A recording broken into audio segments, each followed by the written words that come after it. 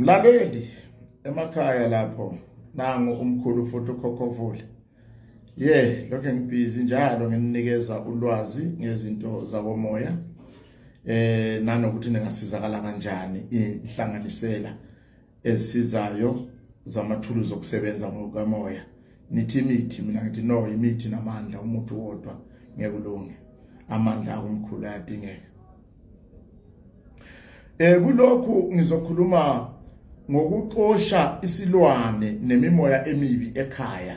Bese ngiphinda futhi ngikhulume ngokuvikeleka kwekhaya nabantu balo kwimimoya emibi nezinto zabathakathi ezihlasela abantu ngezikhathi ikakhulu zebusuku emakhaya.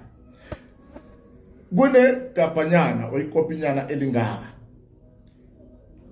silibiza ngevalasangwane, linomuthi lo phakathi okuyiwo ivalasangwane.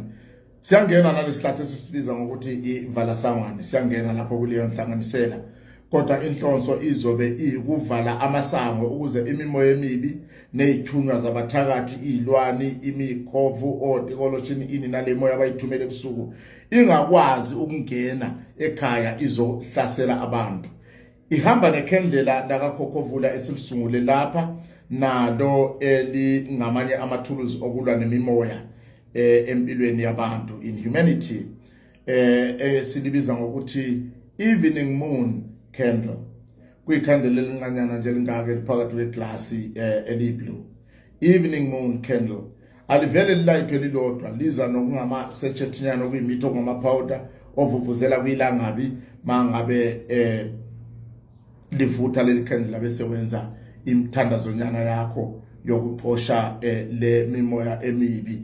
Kunjalo akupheleli lapho, kuba nekhandle esilibiza ngokuthi ama floating candle, lele libekwa phezulu kwamanzi bese lintanta phezulu kwamanzi, ulilayithe linjalo bese uvuvuzela njalo omunye futhi wemithi ohambisana nalo leli candle. Lona uyabe usilwa ududula imimoya emibi ngoba ikhandle elimnyama lamela khona ukubuyisela, ukuphindisela, ukulwa empini izakomoya nanokudonsa, zibambe, zicontaine bese zikhafula, zidedela to absorb and spill away the dark energies that may cause harm in your life.